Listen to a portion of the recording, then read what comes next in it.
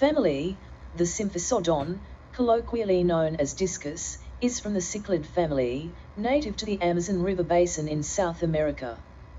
Due to their distinctive shape, bright colors and interactive behavior, Discus make a popular freshwater aquarium fish.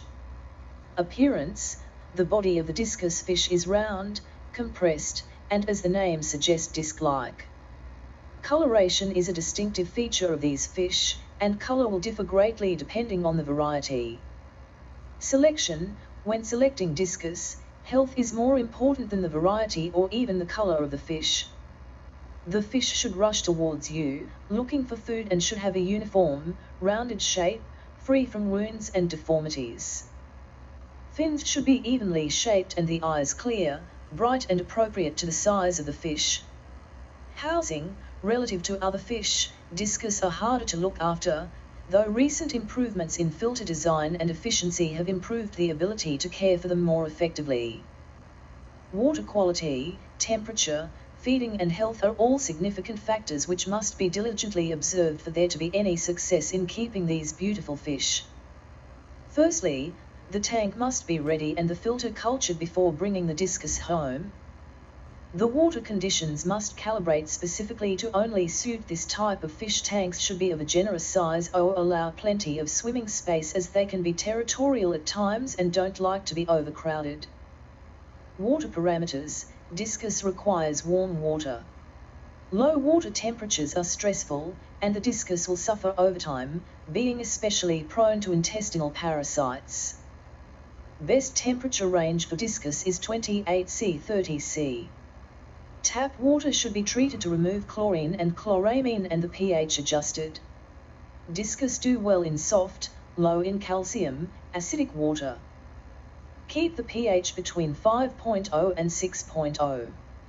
Discuses grow faster in acidic water, their skin slime is thicker, and they ward off disease better. It is very important that when you set up your tank, you approximate the water conditions that your fish have previously been living in. Full-grown discus requires a water change once a week, 30 to 40% of the total tank water.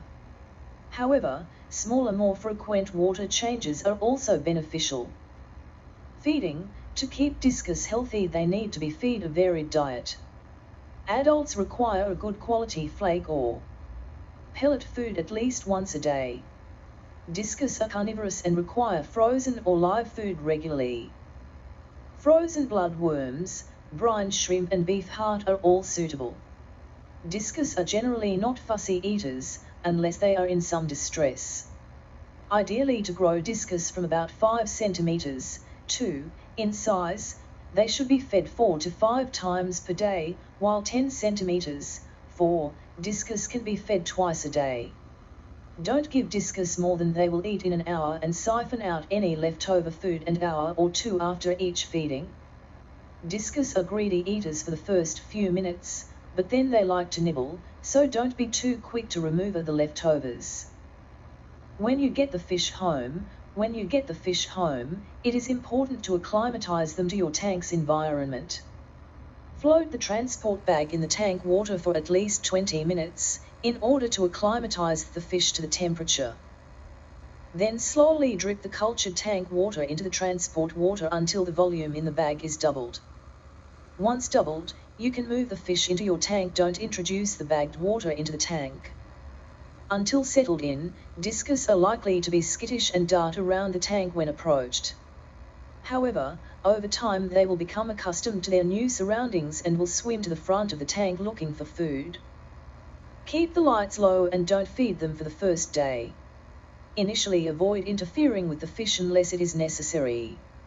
If this is the first time keeping discus, consider initially keeping the tank bare, except for filter, heater and light.